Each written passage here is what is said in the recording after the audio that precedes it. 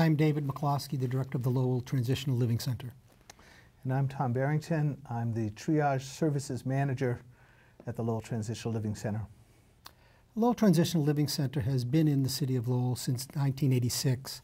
It was a response to a significant number of homeless people living in and around the environments. And in 2006, we renovated an old mill and turned it into what is now our current dormitory program at 205 to 209 Middlesex Street. So we do primarily the emergency component is the overnight beds and then the meals program. But in addition to that, we provide a whole paragon of additional services.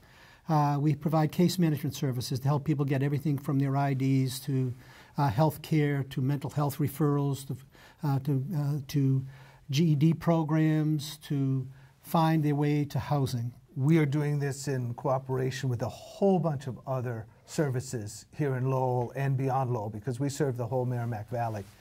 We work with Lowell Housing Authority, we work with Lowell Community Health Center, we work with UTEC for those who are younger. We work with the mental health organizations, Bridgewell and Pathfinders. So we don't offer a lot of those other services. We're not trying to duplicate what other people are doing well. And we really, our success and the success of our clients is to access all of these different services. So it is not just we're doing it, but we are so dependent on everybody else in the community doing it. And what we can do, the case management, is we try to open doors and tell them the direction and give them a map to go. If you were looking at the same type of housing that we house our clients here in Lowell in Dubuque, Iowa, people could easily afford that. Here they cannot. So one of the things that we do to try to help people stay in the housing is the community meal program. We are funded for only 2 meals a day and only for people who stay at the shelter. The board has chosen to say we need to feed everybody who needs it. So we do provide 3 meals a day to the community as well as to the individuals who stay at the shelter. And a lot of those people are people who we've housed.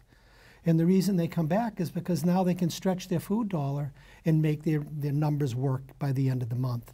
Other program that we run in the winter, the Winter Emergency Bed Program, which we call Winter Protocol, is basically a drop-in center for anybody. You don't have to be clean and sober. It is trying to keep people from dying in the cold. And we open it up mid-November through March, beginning of April. And we have about an average of about 50 people coming in a night. 2 years ago, we averaged about 33, 34 per night in the winter bed program.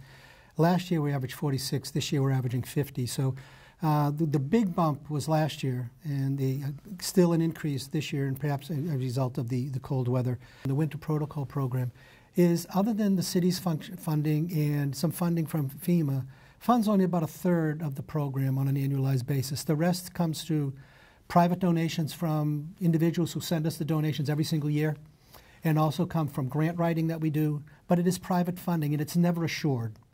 So without the support of the HUD funding, the ESG funding that we receive to support this program, it's unlikely we could fund it for the full time period from November to April each year. And each time you wonder, where would you cut the corners? Would you cut it in November? Or would you cut it in March? I mean, this has been pretty cold. Without that funding, we would have probably had to close the program in mid-February. So we thank the City of Lowell for recognizing us. We also want to thank HUD for providing that funding.